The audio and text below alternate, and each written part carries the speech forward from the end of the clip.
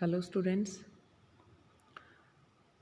In our previous lecture, we discussed the topic miscommunication and how does it happen. Today, we will continue with our next lecture on the same topic, and today we are going to discuss how can we prevent miscommunication.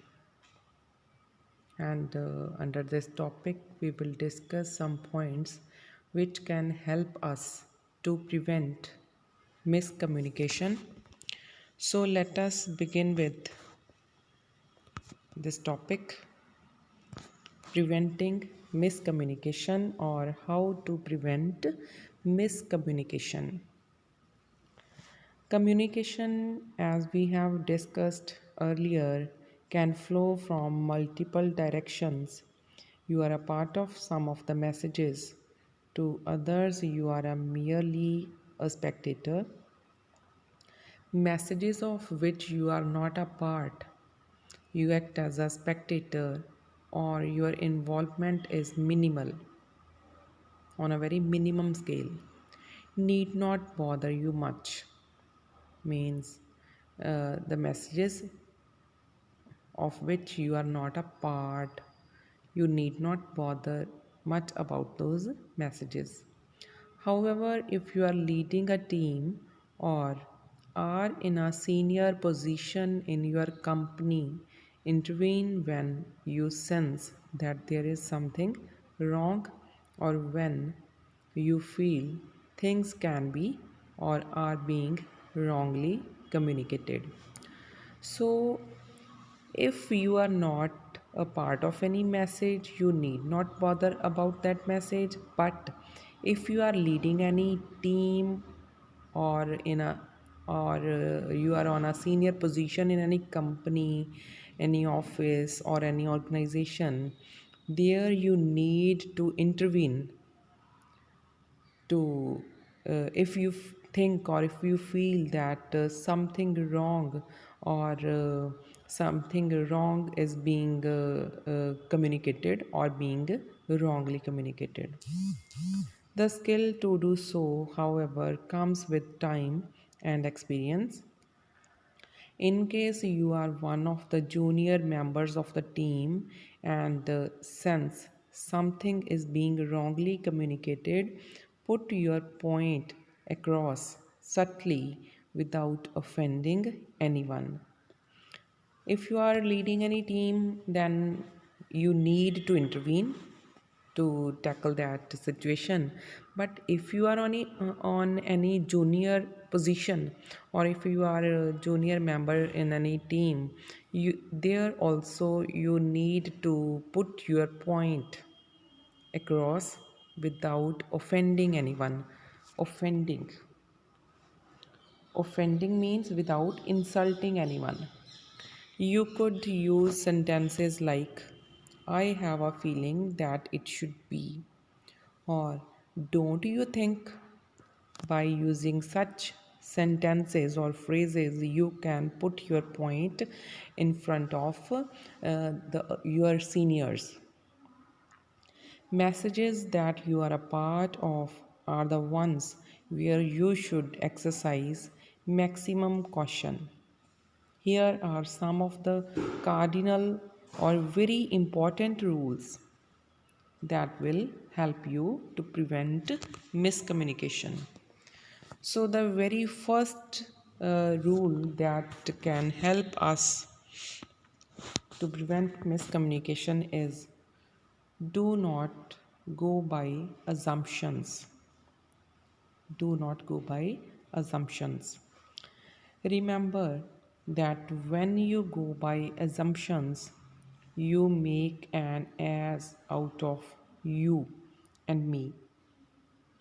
Jokes apart, if you have doubts on anything that you are working upon, get it clarified. If you are working in any company or office and if you have any doubt upon anything upon which you are working, get it clarified. Ask for its clarification from your seniors. If you feel you can read minds and feelings, start doing that with caution. It takes years and possibly a lifetime to know a person in totality. Means it takes a long time to read the minds of another person. Therefore, avoid being judgmental. Remember that there is cause for every behavior. Understanding that behavior is essential. Keep one thing in mind, that the behavior of a person has a cause for it, and you should try to understand the behavior of that person. It's very essential or important. Perceptions are secondary. Building building trust is the primary task. Perceptions are secondary, but before making perceptions, you should build your trust. It is primary task. Second point is, there is no end to communication. Communication can never come to a standstill, means it can never end. Just because you have conveyed your message once does not mean that the receivers have understood it the way you would want them to. Give some space and get back to them to check if they have understood your point and perspective. So, second point is, there is no end to communication, and while communicating, if you think that the receiver of your message or information have understood it in the same way in which way you want them to, in spite of thinking like this, give some space and ask ask the receivers of your message or information that if they have understood you or your point in a proper way, because communication has no end. So try to uh, make your point clear to the receivers of your information or message. Next point is, talking is the best medium possible. Talking is the best medium possible.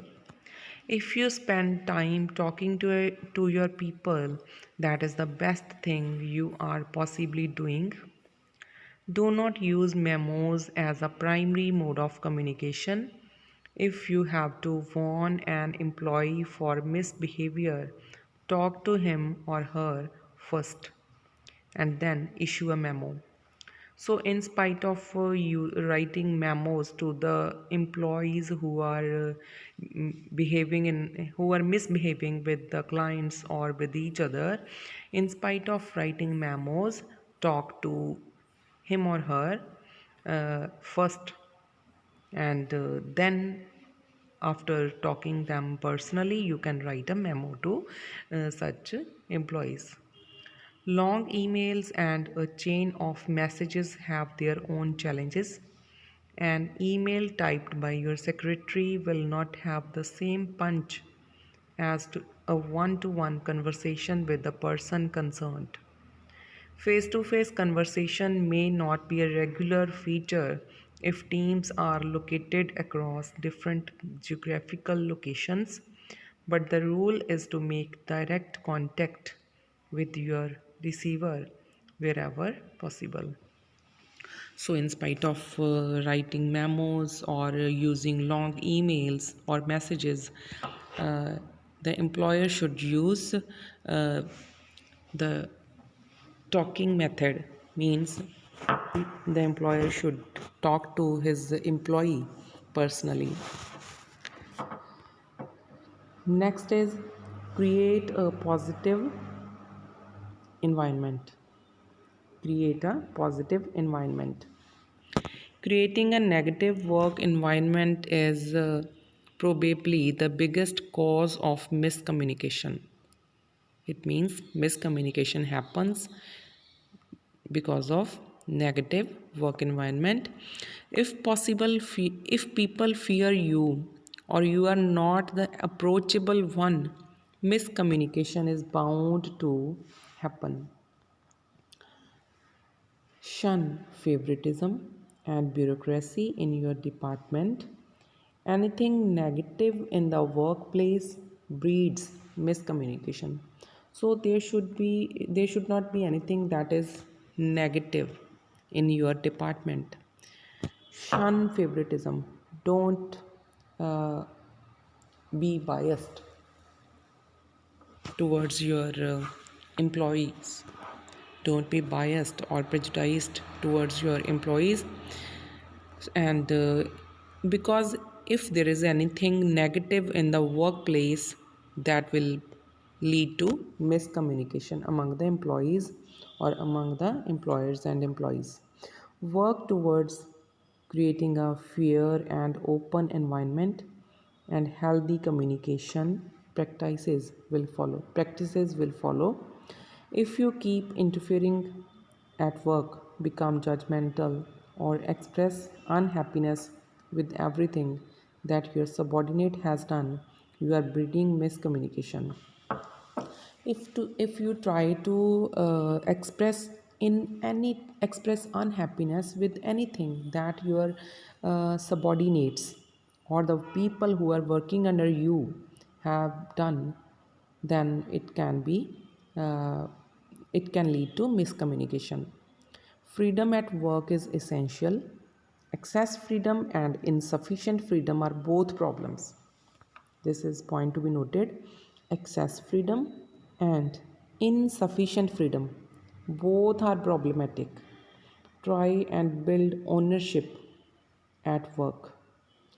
Let the style at work be democratic, but let the major decisions be taken by one person responsible.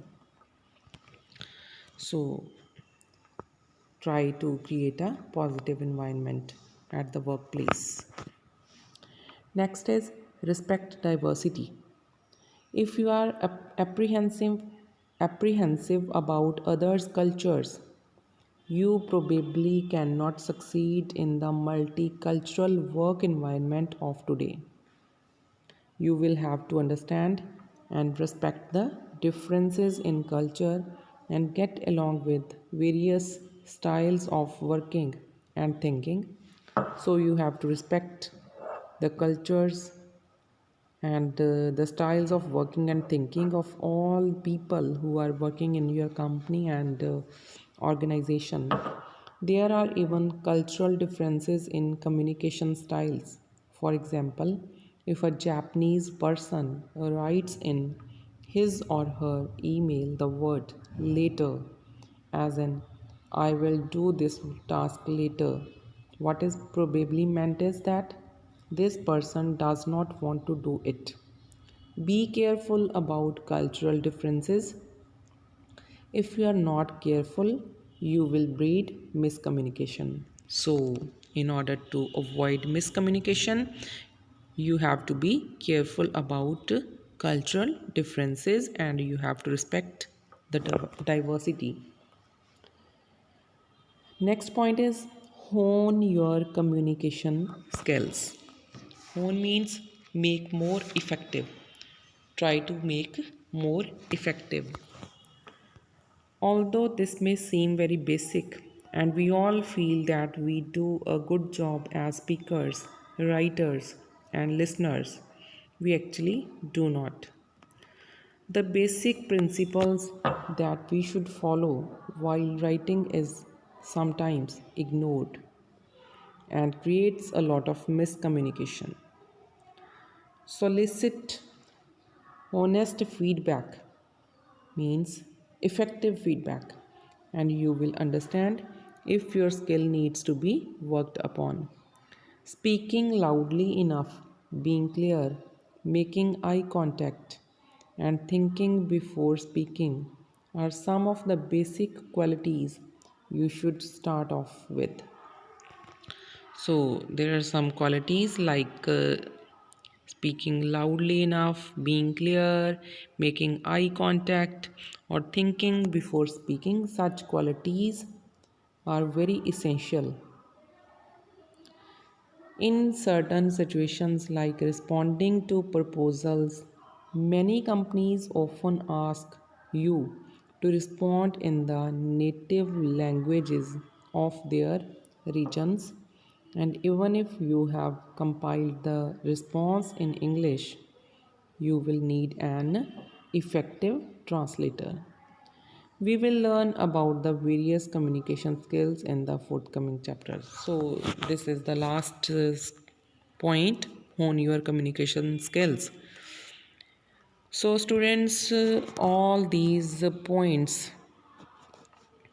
like do not go by assumptions, no end to communication, talking is the best medium possible, or create a positive environment.